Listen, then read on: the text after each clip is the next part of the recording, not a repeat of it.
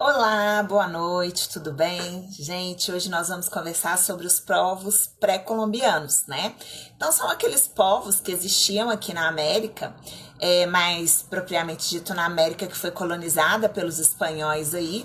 São os astecas, os incas e os maias. Então, eu vou receber o professor Caio, do Instagram Histórias Unidas, e a gente vai trocar, né, essa ideia e esse papo sobre esses povos, tá bom? Aguarda ele entrar aí pra gente já começar.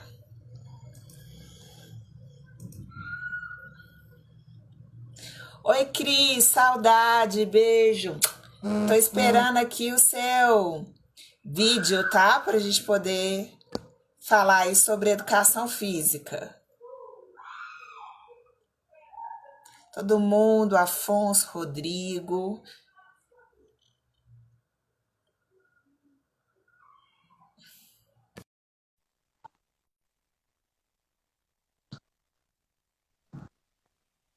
Opa, Olá, tudo bem? e aí, Sabrina, tudo bem? Tudo certo? Tudo Tá me ouvindo jóia. bem? Tá me ouvindo Estou legal? te ouvindo bem. Tá Tá me dando vendo para legal? te ouvir.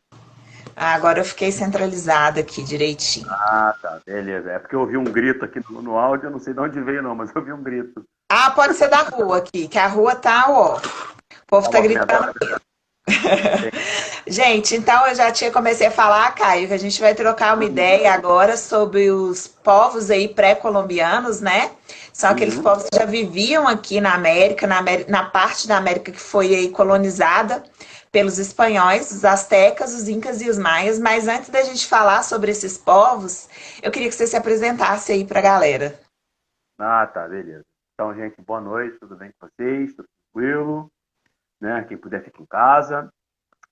Bom, sou o Caio, Importante. pois é, sou professor de História e Filosofia, tá? Sou formado pela UERJ, aqui do estado do Rio de Janeiro. Ah, trabalho na rede privada, né? Dou aula aí já há alguns 12 anos, estou nessa brincadeira aí.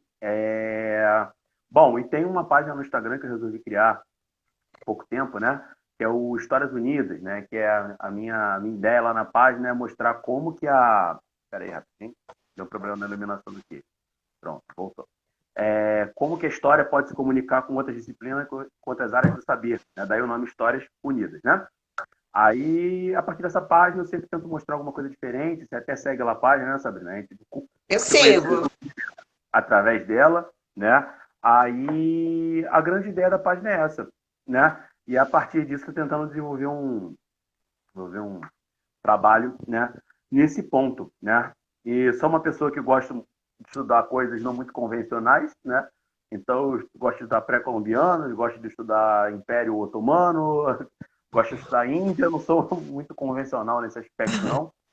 Não Que tem muita bom, paciência. né, Caio? Porque aí a gente fica com mais opções. Você vai voltar aqui, vai falar com a gente do mundo árabe, se eu não me engano. Tem umas Aí, boas lives aí da gente marcada mais pra frente. Essa deve ter, sei lá, mais de um mês que a gente marcou. provavelmente, né? Depois vai ter a volta, depois vai ter o jogo de volta, né? Sim. Teve o jogo no Mineirão, vai ter a volta no Maracanã. Não. Mineirão dá muita sorte pro Brasil, não, mas, né? Mas acontece. Maracanã também não dá muita, não. Em Pois 50, é. não deu muito certo também, não. Então é mais ou menos isso, Sabrina. Caio, muito obrigada aí por você participar desse projeto comigo, inclusive trazendo, o Caio está trazendo os vídeos também sobre filosofia, né, aí pra gente. Já até postei um vídeo essa semana, tá no feed aí, falando sobre o Príncipe de Maquiavel. E sempre Autopropaganda. agora, acho que a partir de agora vocês sempre vão estar vendo o Caio aqui no meu Instagram e sugerir para todo mundo seguir ele também. Ele traz umas discussões bem bacanas aí com pessoas de várias áreas, não só da área ali escolar, mas ele traz também de diferentes, né? Uhum. é, conteúdos aí. Então vamos lá, Caio, falar desses povos aí que Vamos. sofreram um pouquinho com os europeus. Uhum. Pois é, né? Não é uma novidade, né? Bom, a primeira discussão que eu queria trazer aqui, Sabrina, é sobre o conceito de pré-colombianos, que é uma Sim. discussão que existia bastante, porque, ou seja, você limita um povo a partir de um evento, né? Que nesse caso vai ser a conquista, né? Que chegada não é legal. Conquista lá de 1519 e 1521, né? Dos espanhóis no México e de 1532, né? Lá na região ali do atual Peru, né? Peru, Equador, aquela região ali. Então, é o primeiro questionamento que eu gostaria de trazer aqui, né? Ou seja, você delimitar um povo a partir de um determinado evento, uma coisa totalmente eurocêntrica, totalmente etnocêntrica, tá? E para quem vai fazer Enem, essa discussão ela é relativamente comum. Questão do etnocentrismo, questão do eurocentrismo, ou seja, você focar alguma coisa a partir de um olhar externo, tá? E por que essa discussão é importante? Porque se a gente for, não é muito preciso, né? Mas pegando como base o ano de 1519, né, a gente tinha por volta de 90 milhões de pessoas aqui no continente americano, por volta, é possível que mais, que era praticamente a população europeia, se não mais gente, né? E uma outra questão também que a gente pode ver nesse momento, Sabrina, é que em algumas situações, essas culturas que existiam aqui nas Américas, elas eram tão ou mais avançadas, apesar de eu não gostar muito de comparar culturas, né? Mas em termos tecnológicos, pelo menos, elas eram tão ou mais avançadas. Só para ter um exemplo, a capital ali do Império Azteca, que daqui a pouco eu vou trazer essa discussão também sobre essa terminologia, né? Ela era uma cidade que flutuava, basicamente. Era uma Tinham cidade no meio de um lago. construções que os europeus desconheciam, né? E por isso talvez eles tenham ficado tão intrigados ali com esses povos, assim, que eles se sentiam superiores e de repente viu povos no conhecido Novo Mundo que tinham tecnologias que eles desconheciam, né? Uhum. Eu não diria nem que desconhecia, eu diria que não tinha capacidade de fazer, né? Porque se a gente for pegar aí talvez o século XVI como base, tudo que era referência de tecnologia era ou China, ou árabes barra otomanos, ou persas, ou astecas, incas, enfim, né? Então, assim, tecnologia não era a base, não era a Europa, muito longe disso, né? A gente fala realmente de tecnologia na Europa a partir da Revolução Industrial. Então, assim, os caras tinham água quente, água fria, só para falar coisas bem assim. Tinha uma cidade que flutuava no meio de um lago, onde hoje é a cidade do México, né? A cidade do México ela foi toda drenada. Ali era um lago gigante, né? Então, assim, eles tinham redes de comércio já bastante avançadas, já tinham uma noção monetária, apesar de eles não usarem dinheiro, né? Eles usavam sementes de cacau como moeda, mas eles tinham uma noção monetária, né? Então, assim, eram povos centenas de anos mais tecnologicamente desenvolvidos que os europeus. Então, é uma discussão muito problemática a gente partir dessa premissa europeia, né? E agora, voltando ao ponto que você estava falando, na chegada, né? Esse próprio questionamento do que era a América é uma coisa complicada, né, Sabrina? Porque a América ela é uma coisa totalmente à parte. Enquanto a gente fala de revolução do Neolítico, enfim, em 10 mil anos atrás, essa revolução na América, os estudos apontam que ela teria ocorrido 7 mil anos atrás. Então, é muito complicado a gente comparar, a gente dizer, a gente estudar a América a partir de uma perspectiva europeia. Então, isso é muito complicado, né? Então, essa é a primeira... Infelizmente, a gente acaba caindo aí nessa visão europeia porque é a visão que que eles querem impor da história, né? É a visão que eles querem trazer para a gente essa visão a partir dos europeus. Talvez um dia a historiografia consiga rever esses conceitos, reconstruí-los, né? Mas realmente os nossos conceitos que a gente trabalha hoje são muito tem muito a ver com etnocentrismo, tem muito a ver com eurocentrismo, né? É de uma história aí, de uma história branca, contado por povos de elite. Então, essa é a história que a gente vem tentando desconstruir aí ao longo do tempo, né? Não é uma coisa fácil, até porque a gente também recebe essa história.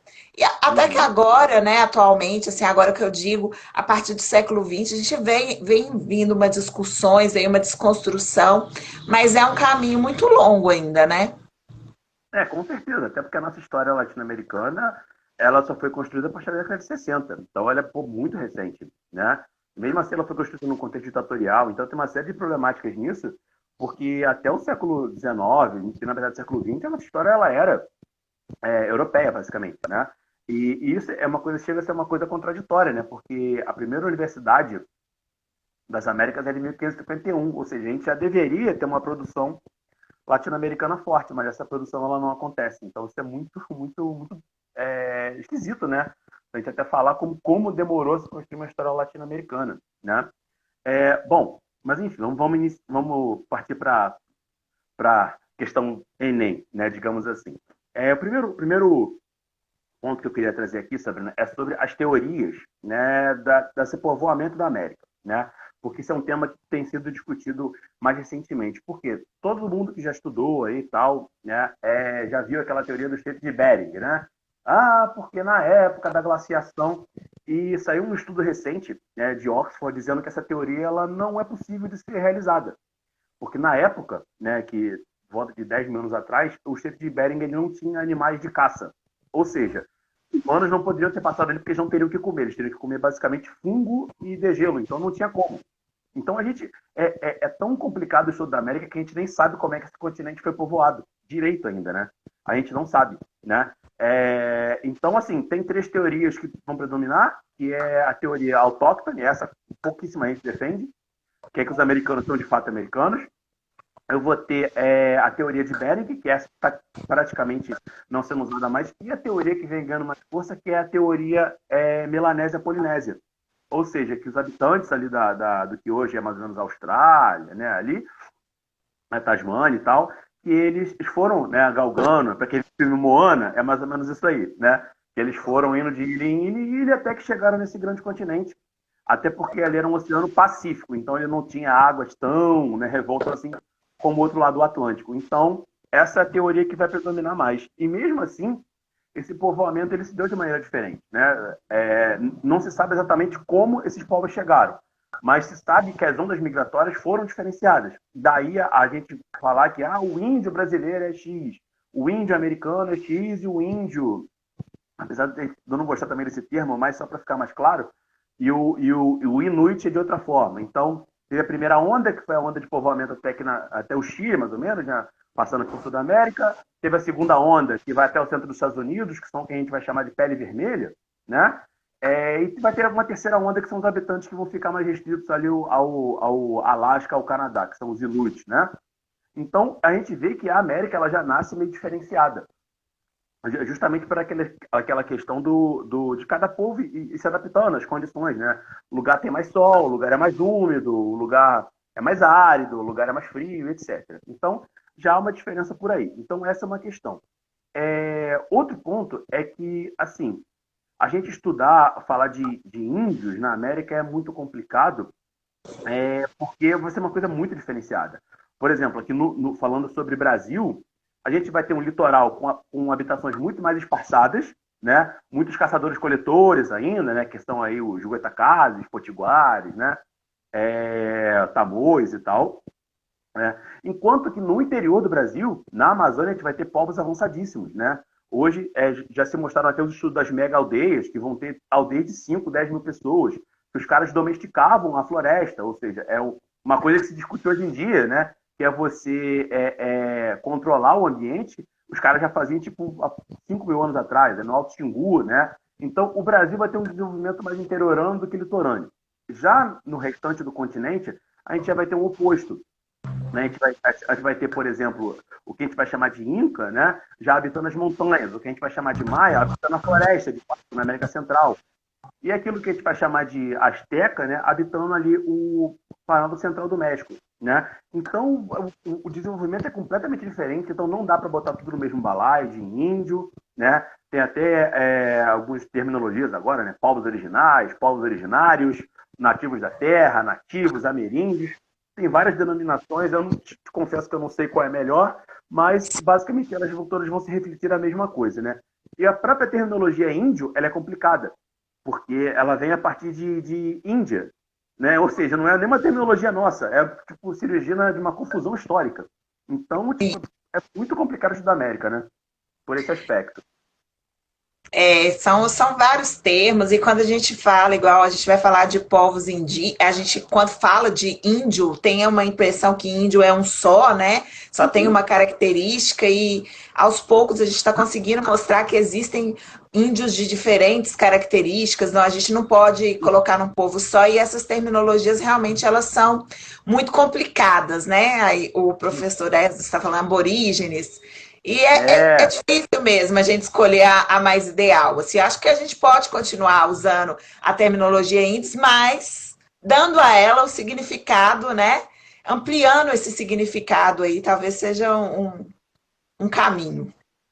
eu não discordo de você não, mas tem uma galera aí de marxista que estuda a América que estaria já com a faca no nosso pescoço se eu ouvisse isso, mas eu não discordo de você não. Mas então, focando aqui mais nas três principais culturas, né? Três principais não, mas as três mais cobradas, digamos assim, o termo melhor, né? Astecas, Sim. Incas e Maias, né? Vamos começar falando um pouquinho pelos Maias, tá? A primeira coisa que a gente pensa sobre os Maias é que, os Maias, eles foram debelados pelos espanhóis, e isso é um erro, tá, galera? Quando os espanhóis vão chegar na América, os Maias já estavam uma vida semi-tribal. E a coincidência, talvez, né, é que o Maia seja as únicas dessas culturas todas é a única que prevaleceu até hoje. Obviamente, aculturada, transformada, mas até hoje você tem descendentes maias no que é Nicarágua, no que é Guatemala, El Salvador, inclusive, né? É uma coisa meio. Há uma questão religiosa muito forte, né? Porque alguns maias preservam uma cultura deles, enquanto tem um papel cristão. Frequentemente são. Até pouco tempo aconteceu um fato desse, né?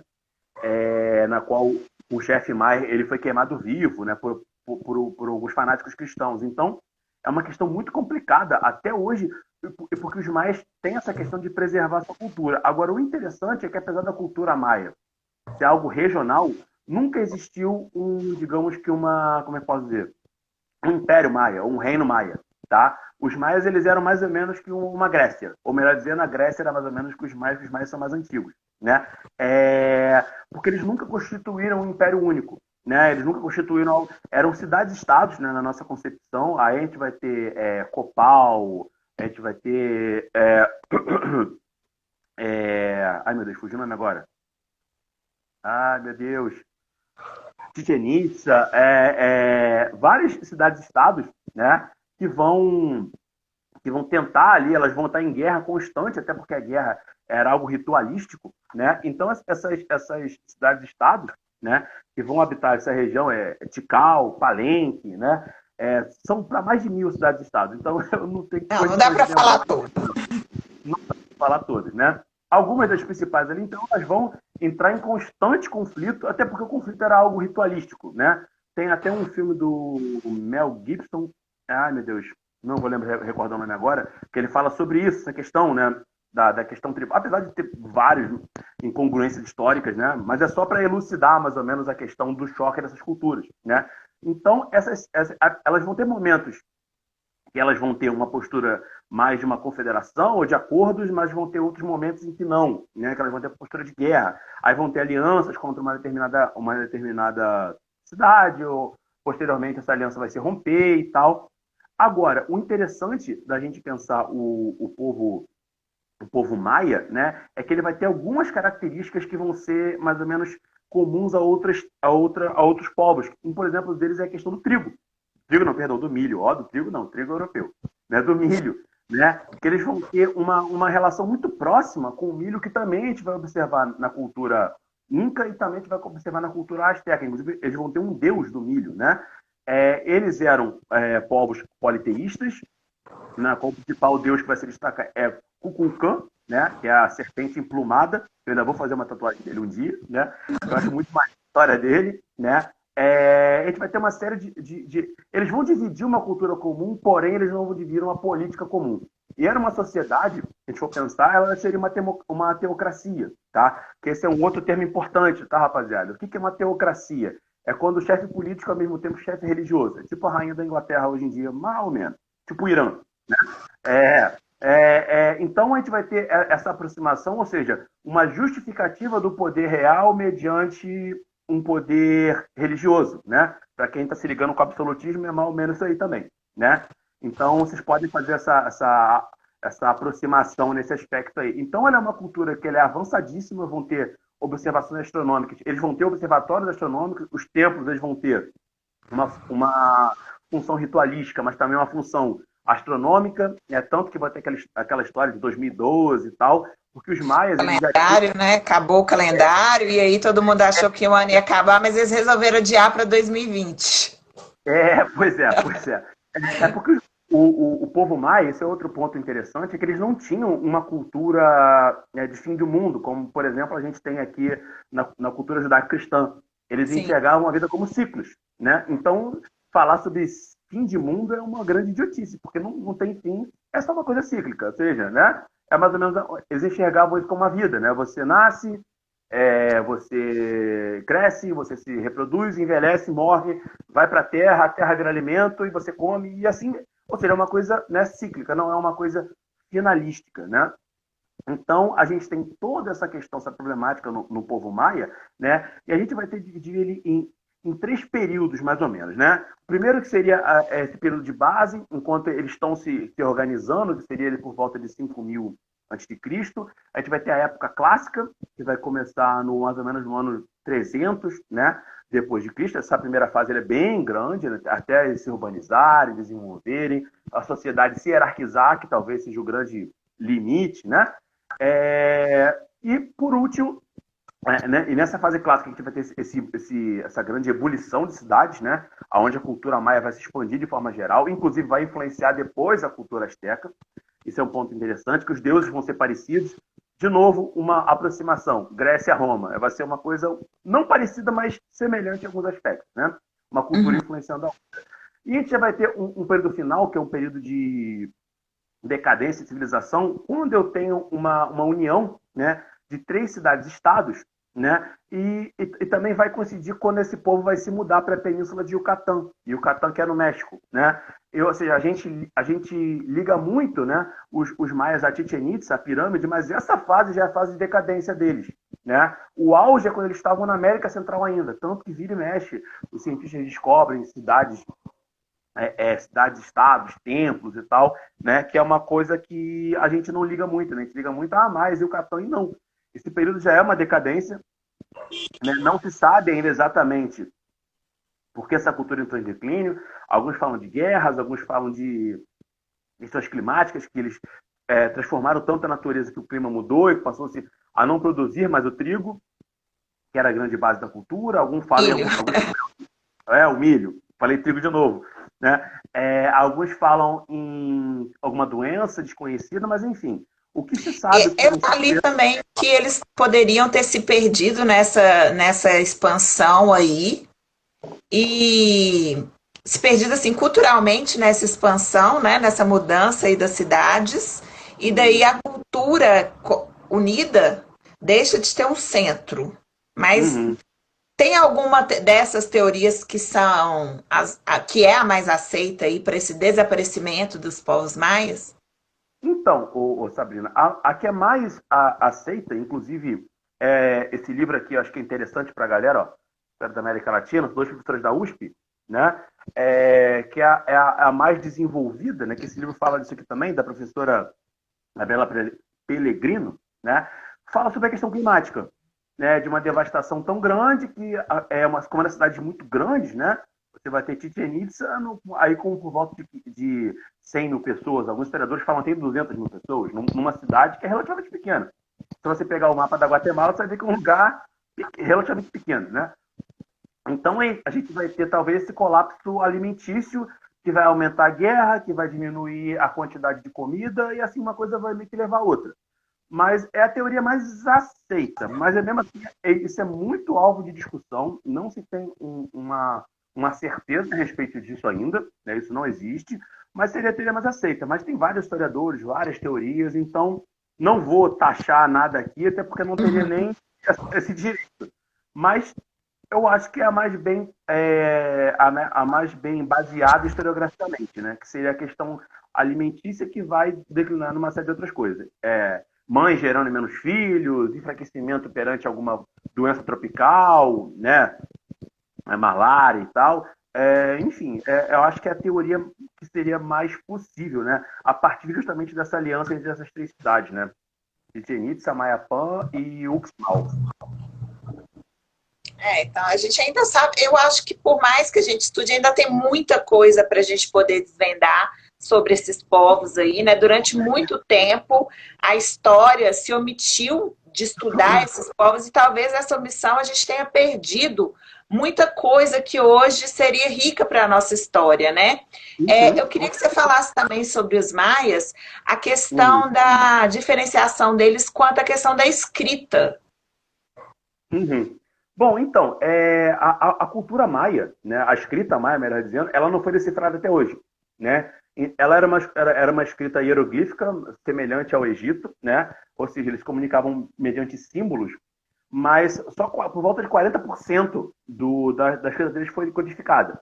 E o que se sabe, né, através dos códices maias, né, que foram traduzidos e decifrados por alguns monges espanhóis depois, né? Mas não se tem assim um conhecimento total do que a escrita deles. Mas o que se sabe é alguns números, alguns termos que se repetem na questão ritualística, algumas questões que são ditas com números sacerdotais, coisas de guerra e tal, mas não se tem ainda uma tradução completa da leitura deles, não. A gente ainda não sabe muita coisa do que eles queriam dizer, né? A gente sabe de algumas coisas através desses códices maias, que é aquele documento, não sei se vocês já viram, que tem um sol dando língua para fora, assim, ó. Tem um sol, aquilo ali é o Códice Maia, né? É o que se sabe, mas não se sabe ainda exatamente como é que se dava a comunicação entre eles, né? Se eles tinham algum tipo de outra comunicação, tipo, sei lá, os povos orientais que têm uma linguagem escrita, uma falada, então não se sabe ainda exatamente. Outra coisa também, quando a gente fala de maias, que aparece como uma característica importante, é a questão da noção do zero, né? Uhum. Como que ela vai influenciar aí os maias? Então, durante muito tempo se teve essa questão da abstração do zero, né? Tem uns que falam que são das civilizações do Vale do Rio Indo, tem outros que falam dos maias, né? Ou que talvez tenha se desenvolvido, né, sem relação, né? Isso é possível, já há relatos na história de coisas que se desenvolvem em lugares sem nenhuma conexão e simplesmente se desenvolvem, né? Então, essa questão da abstração do zero, ela é importantíssima para os maias, porque através disso eles conseguem fazer cálculos avançadíssimos, né? Os cálculos que os maias conseguem fazer só serão repetidos por nós, brancos europeizados, no século XIX, né? Cálculos de órbita elíptica, cálculo de calendário, ou seja, eles conseguiram calcular 2012. E precisamente, né? O 2012 deles aconteceria igual no nosso 2012, né? Isso é importante falar, porque às vezes, falava um número. Não, é preciso, né? Eles conseguiam, eles tinham conhecimento astronômico de pelo menos 6 a 7 astros, é o que se sabe. Eles conheciam satélites, conheciam o Sol, conheciam a maior parte dos planetas, né? Visíveis, pelo menos, né? Questão da Tinham astronomia, alguém comentou aqui, né? Tinha um conhecimento avançado de astronomia. Sim, sim. Então eles faziam cálculos astronômicos, cálculos do dia a dia muito avançados, e tudo isso é possível a partir da abstração do zero, né? Porque você consegue contar de 1 a 9 e depois vai fazer o quê? Não dá mais, né, para contar. Então, isso talvez faça deles, né, o povo mais tecnologicamente avançado e o mais misterioso das três principais civilizações pré-colombianas, né? Porque a gente sabe como começou, a gente sabe o auge, a gente sabe a decadência, mas a gente não sabe como terminou, por que terminou, eles eram tão avançados assim. É meio que um grande mistério, talvez para mim, por isso seja a mais intrigante das três, que eu mais gosto, né? Que mais me interessa, pelo menos. A que você mais admira aí dessas três Exato, seria os exato. maias. Um ponto importante, Sabrina, é que os maias não conheciam o uso do metal, tá, gente? Então, eles fazem todos aqueles templos gigantescos, né? Chichen Itza, a pirâmide deles, ela vai ter mais ou menos a altura do Cristo Redentor, só comparativamente. E eles não sabiam fazer andaime de metal como a gente tem hoje, não tinham picareta, não tinham machado, eles não usavam metal para nada. era tudo madeira, mão e pedra. E os caras fizeram coisas desse tamanho. Só um parênteses que é importante, né? A gente fica comparando assim, gente, a gente não, né, com tanta tecnologia ainda tão limitado assim, os caras não Pois tinham pouquíssimos recursos e conseguiram construir obras tão grandes, né? Se deram tanto ao trabalho ali de fazer essas obras para a gente ver aí séries colocando a culpa de tudo isso na mão dos ETs, né? Então, assim, os nem mais fala devem se isso. revirar lá. Nem fala isso que cada vez que alguém fala coisa de ET, eu acho que eu perco um ano de vida, de estresse. Cara, É, tem uma série aí que é complicada é de um canal no chamado Rio. History. Isso, É, que ele vai falar sobre tudo que quem fez foram os ETs, né? A gente não fez mais nada, fácil. foram os Não. extraterrestres fizeram tudo. Ai, meu Deus, Outro povo difícil. interessante que eu acho que a gente pode falar agora, pegando o gancho dos maias, é a questão dos astecas, né? Para mim é um dos também que eu admiro bastante, principalmente pela questão aí do chocolate, do cacau. Exatamente, né? Os astecas é um povo interessante, Sabrina, a gente analisar, porque eles não se enxergavam como astecas, isso é um termo interessante, né? Eles se defendiam como nahua, né? Que é inclusive a língua deles, que é uma língua que existe até hoje, né? Que está aí até hoje, né? Então esse termo asteca, ele é posto pelos espanhóis, que vão identificar esse povo, né? Como asteca de uma maneira geral, porque supostamente eles viriam de uma região que eles chamavam, tipo como se fosse o nosso paraíso, seria tipo a região primordial deles, que seria Atlã, né? Aí Atlã Azteca, né? E que o nome mais correto seria Nahua ou Mexica, mas a gente fala Azteca para também não trazer essa discussão muito para além, porque não é esse o nosso foco aqui. Mas é interessante a gente ver como que a gente meio que não se importa, não eu e você, né? A gente, de forma geral, Sim, não importa muito saber, Azteca foi, Azteca. E, cara, os caras nem se chamavam assim, né? E é uma civilização que é interessante, porque quando a gente fala do Nahua, agora eu vou adentrar esse tema, os Nahua eram basicamente o topo da cadeia. Porque os Nahua, Aztecas, eles eram uma confederação de três povos primordiais, né? Olmecas, Toltecas e Mexicas, né? Os Nahua.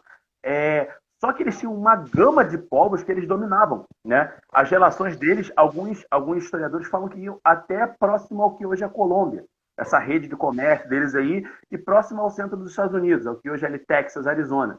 Então era uma rede absurda de comércio que eles tinham, e a partir dessa rede de comércio era que se estabelecia a dominação deles. Ou seja, não era uma dominação imperial no caráter da coisa, né? O que vai acontecer, por exemplo, com os incas, que eram muito mais dominadores. Era uma dominação comercial. Falou, ó, eu tenho mais a oferecer para você. O que você acha de me pagar um tributo? Eu não te mato, né?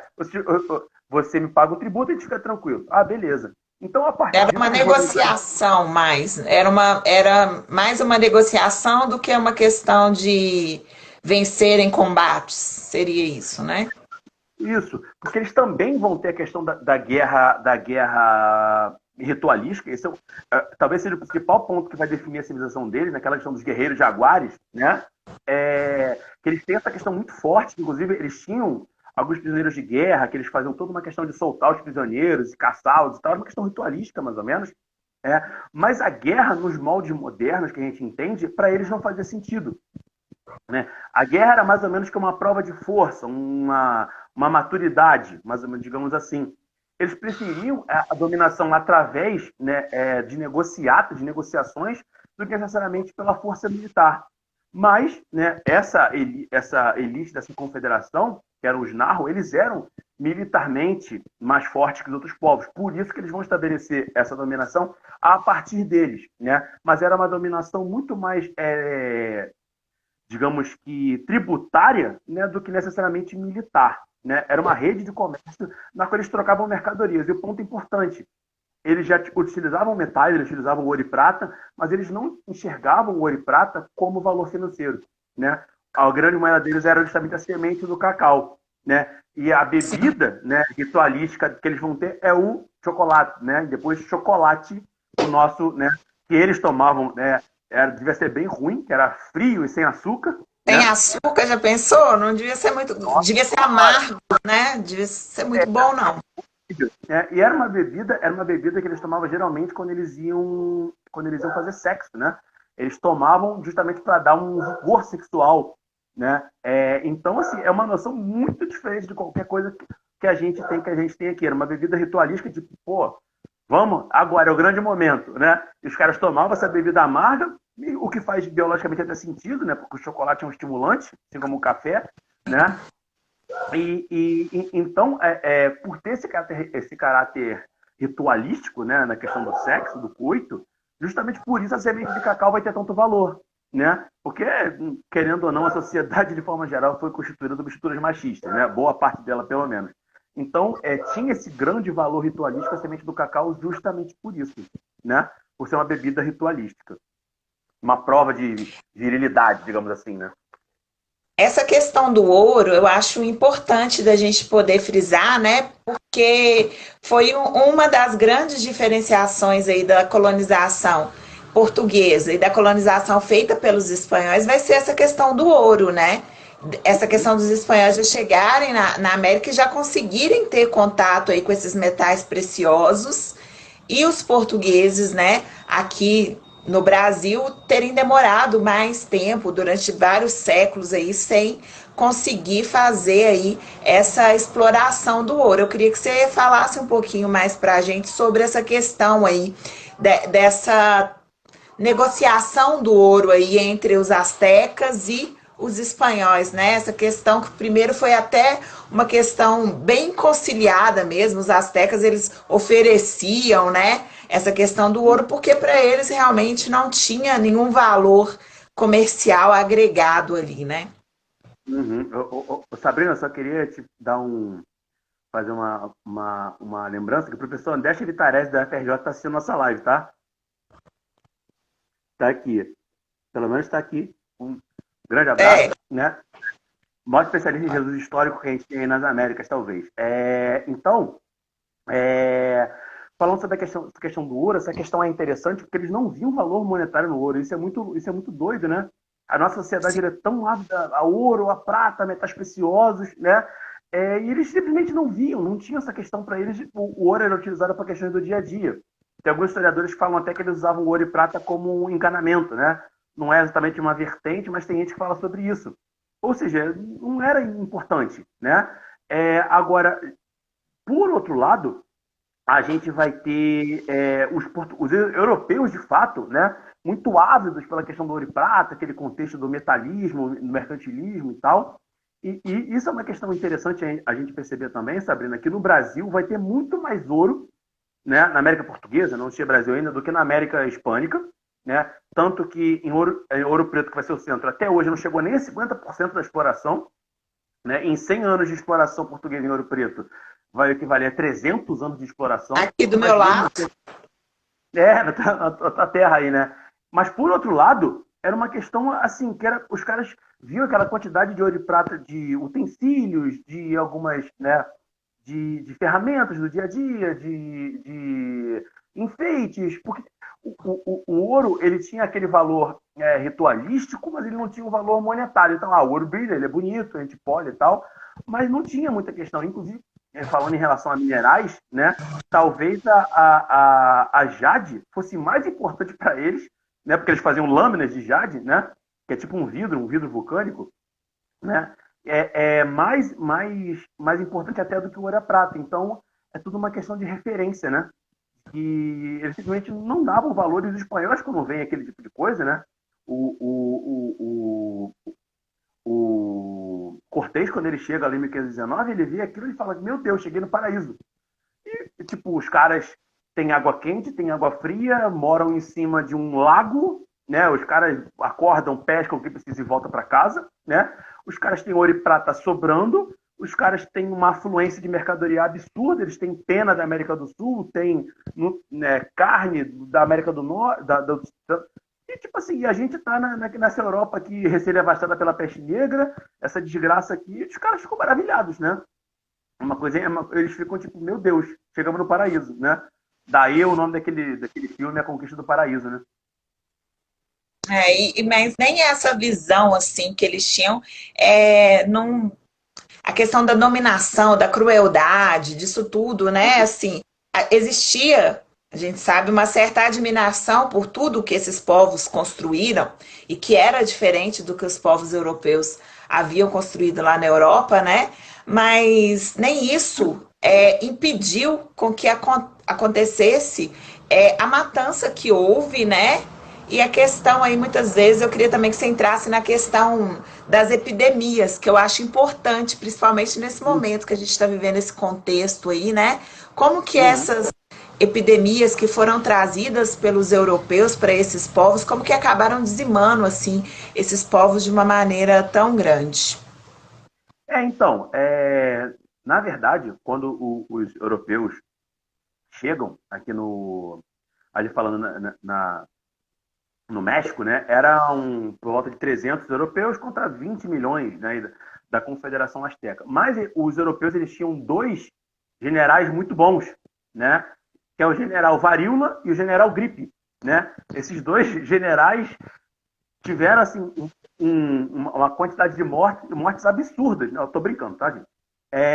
Então, assim, eles não tinham resistência, né? E para quem não sabe, até hoje a gripe é a doença que mais mata no mundo. Estamos em 2020, né? Sim. Isso porque nós temos resistência. Imagina, né? Em 1519. Então foi assim, uma matança absurda,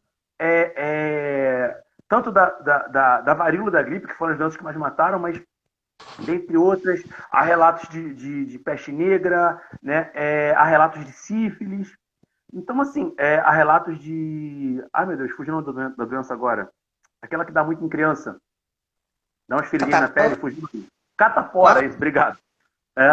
Há relatos de catapora. Então, assim, imagina alguém que não tem nenhuma resistência, anticorpos, que ele está estudando para o Enem, aí vocês têm que saber A gente disso, né? pode imaginar se a gente comparar com a nossa resistência atual, né? Se a gente Perfeito. comparar com o coronavírus aí, que a gente não tem resistência, o número de mortes que estão vindo, e a gente tem que pensar que ali a questão da população vivia numa condição diferente da nossa atual, né? Não dá nem. Mas só para a gente ter uma visão, assim, essa questão dos anticorpos. Pois é, então, tipo, é o perfeito esse exemplo.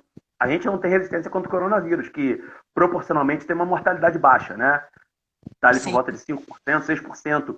Agora vocês imaginem isso com a varíola. A varíola foi a doença que até hoje mais matou na história, que é uma doença, tipo, agressiva pra caramba. E, tipo, essa doença vai pegar esses caras e vai dizimar eles. Então, apesar dos números serem contraproducentes, a gente pensa assim, não, 300 caras não vão conseguir dominar 20 milhões. Vão.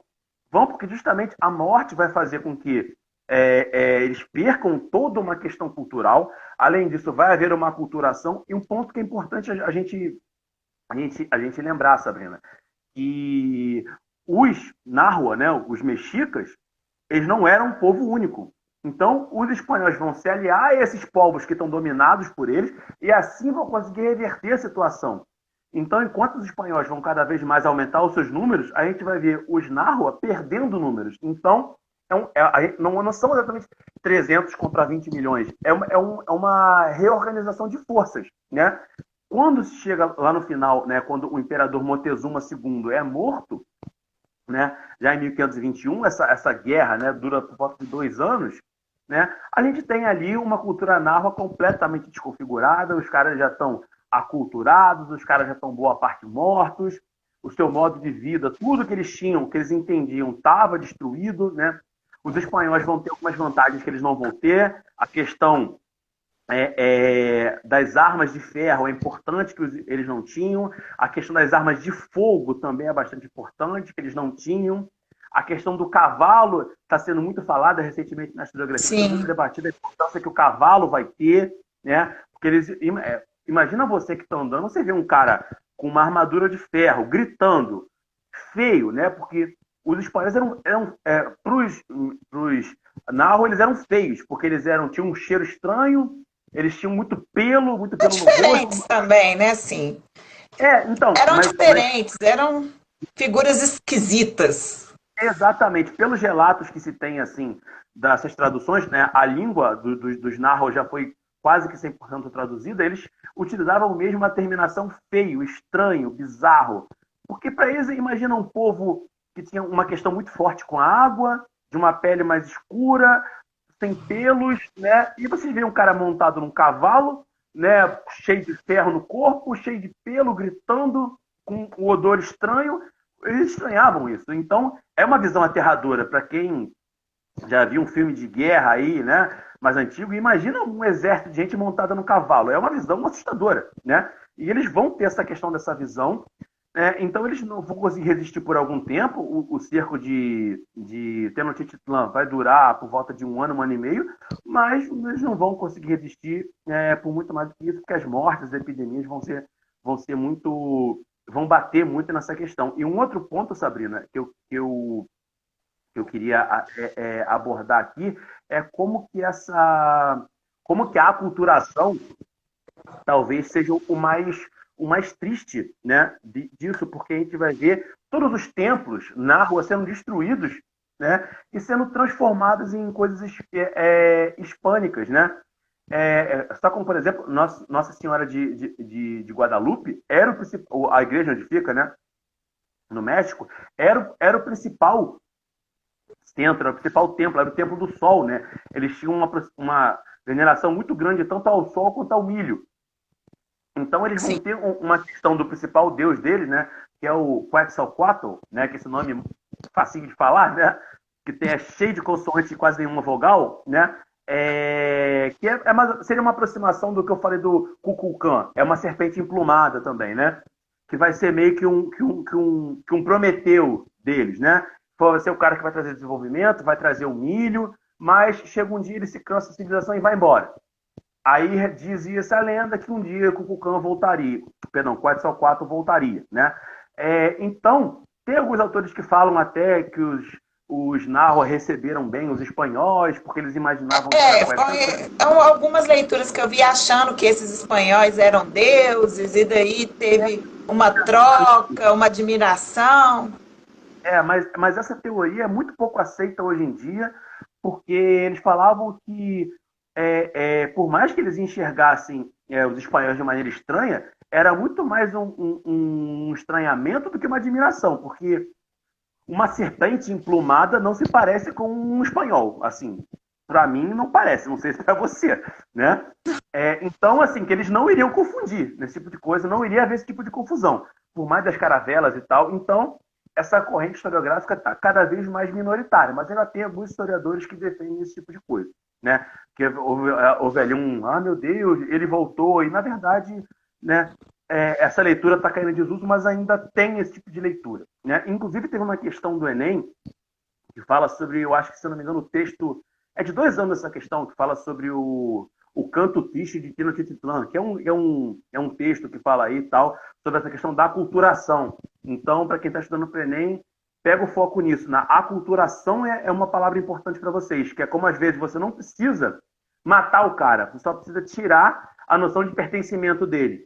Ou seja, você acaba com a religião, com a terra, com a cultura, com o modo de falar, com a roupa, com tudo dele. Você não mata, você quebra o espírito dele. Ou seja, ele vai ser um cidadão que vai ter, tipo, basicamente um corpo. Não tem mais um espírito, digamos assim, né? Então essa é uma questão, talvez, que seja muito importante, que os espanhóis vão se utilizar disso pra caramba e vão se utilizar também da estrutura de comércio que os Nahua-Aztecas tinham, né? Vai só trocar o dominador, né? Faltam 10 minutos. Vamos para os Incas? Para a gente conseguir falar dos 3? Vamos para os Incas, né? Então, aí é outra questão também, né? Apesar da gente falar de Império Inca, né? Na verdade, quem era Inca era tipo a elite da elite do povo Quechua, né? Os Incas, então, não é correto você falar que esse foi ser de fato o maior império, dominador e tal, né? O maior império que a gente vai ter aqui nos povos pré-colombianos. Mas não é correto você falar Império Inca, até porque Inca era um título imperial, né? Que se estendia ali a toda a nobreza do povo Quechua. Então, esse é o primeiro. Os imperadores eram Inca, Saparroca, Inca, Atahualpa, e assim por diante. Então, esse é o primeiro ponto, né? E o segundo ponto é que os Incas, eles talvez, em nível de sofisticação política, talvez eles só sejam superados pela Inglaterra, já do século XVII. porque eles tinham um império que eles chamavam de Taiwan-Tsuyu, que seria o umbigo do mundo, né? Que era um império dividido em 4 regiões com um sistema de estradas e sistema postal bem definido, né? Se a gente for pensar, o Brasil não tem isso hoje, né? Tenta você pedir uma encomenda dos Correios, sei lá, no interior do Pará. Eu estou falando isso porque eu tenho família no Pará, tá, gente? Então, assim, demora a chegar. Eu aqui no Rio demora a chegar. Tem coisa que eu reclamo um mês. E os caras tinham um império já no século XV, com um sistema de estradas bem definido, sistema postal bem definido, né? E era um sistema que era um sistema tão bem estabelecido, Sabrina, que você tinha uma série de locais, porque eram pessoas, né, obviamente, né, que iam andando, e você tinha lugares que esses caras descansavam, né, e eles iam passando a informação, ou seja, você não tinha também a questão de você cansar o mensageiro ao extremo. Esse mensageiro chegava nesse local, descansava, passava a mensagem para o outro e assim ia. Ou seja, era um sistema avançadíssimo. E o Império é muito bem definido em 4 pontos, né? O Império Norte, o Império Sul, o Império Leste e o Império Oeste. Então, isso é uma questão, né, que a gente, às vezes, tipo, meu Deus, né? Cara, os caras já tinham isso? Sim, já tinham isso. E, inclusive, era um sistema que era central líderes locais, né? E esses líderes locais se reportavam diretamente ao imperador, né? O imperador que era o Inca, ou pelo menos a nobreza Quechua. Então era um sistema muito bem definido, né? Muito bem estruturado, né? Que basicamente ele vai ser debelado a partir de uma questão interna. Então isso é interessante a gente saber, Sabrina. E assim, a gente não sabe aonde esses caras poderiam ir. Porque justamente o auge dele é quando o Pizarro vai chegar no continente, né? Já na década de 1530. Então a gente não sabe onde esses caras poderiam ir, tendo um sistema avançadíssimo. Então, muitos autores falam, inclusive, que a América regrediu, né? A gente tem uma visão muito, muito eurocêntrica. Os índios não tinham nada. Os índios... A América regrediu, cara. E talvez até hoje Peru e Equador não tenham, que são as principais, né, regiões do Império, não tenham chegado ao nível de sofisticação que os Quechua, que era um povo que dominavam, tinha, né? Falar nessa questão da América ter regredido é bem interessante, até porque ela regrediu por um projeto, não foi pensado numa América avançada, né? Não era a intenção dos europeus. Então, tudo que pudesse conter esse avanço aí, os europeus fizeram. Então, já foi um plano, talvez, europeu, essa Uhum. questão de não.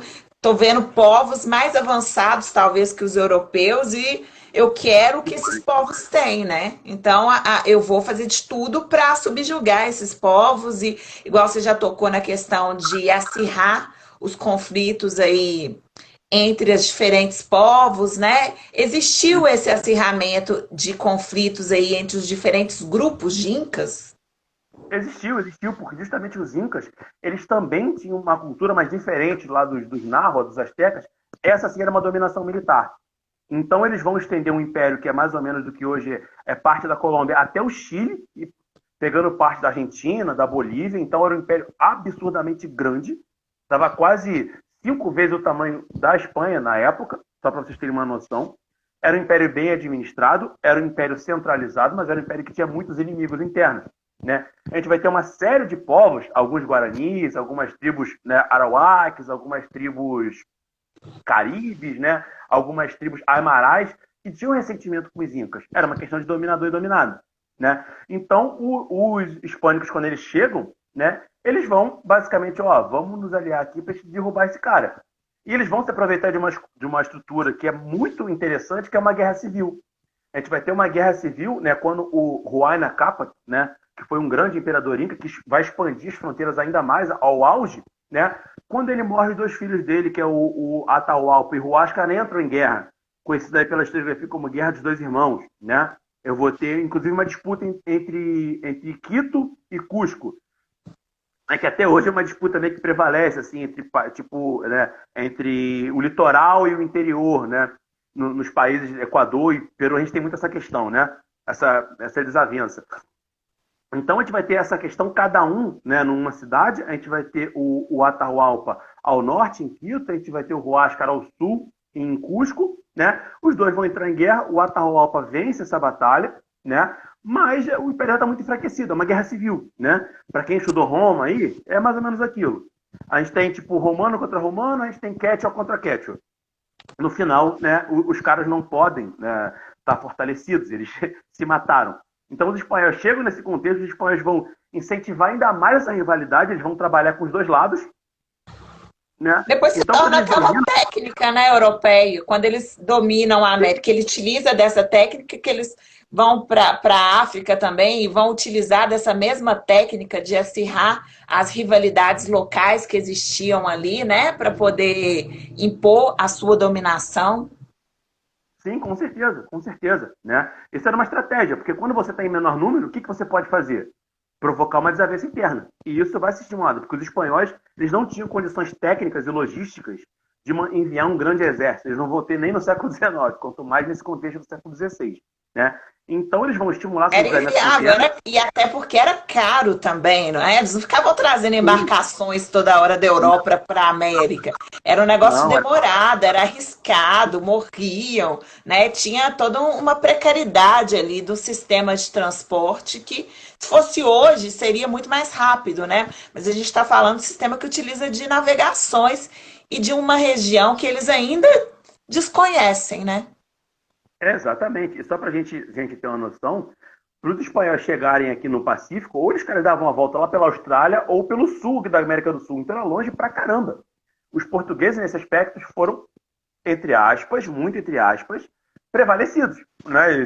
Era mais rápido chegar no Nordeste do Brasil do que chegar no outro lado da América. Né?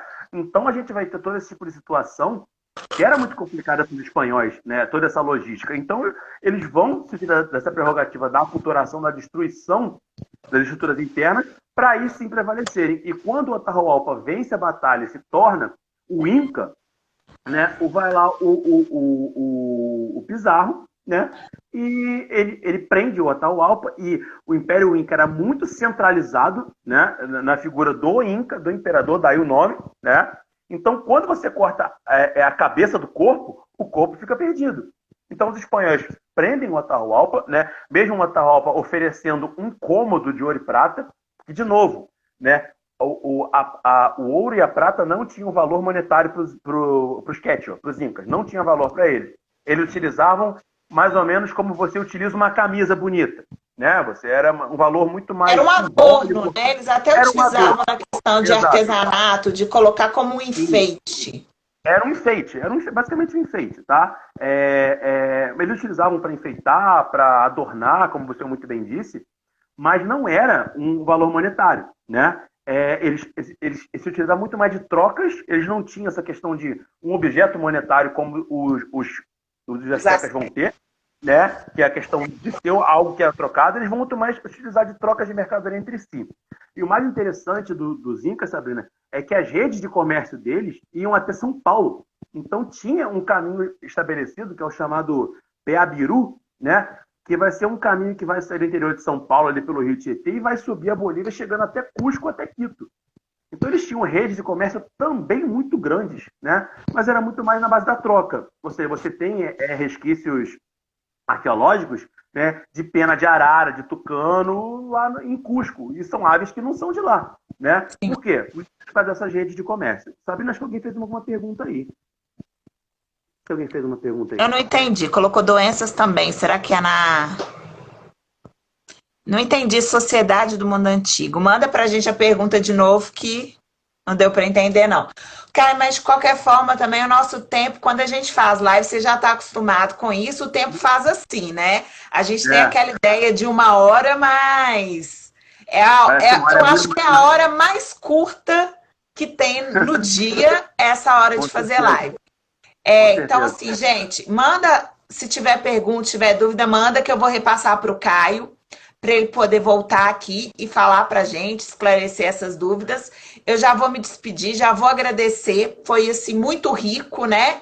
É lógico que tem muito mais coisas para a gente poder utilizar aí, para poder falar dos astecas, dos incas e dos maias, mas para dar uma visão geral do que foram esses povos e de como mais ou menos eles vêm aí na questão das questões do Enem, né? Geralmente vem uma questão ligada, igual o Caio falou, a questão da aculturação, a questão desse extermínio. A última, para terminar, ele está perguntando o seguinte: se as doenças foram utilizadas também na questão do extermínio. Sim, foram utilizadas, inclusive são comuns os relatos que os espanhóis davam roupas, né, com o resto de pus, com pulgas, justamente para infectar. Então foi uma guerra biológica de fato, né? No início foi uma coisa meio que sem querer. Depois já foi utilizado como uma estratégia de guerra de fato, porque a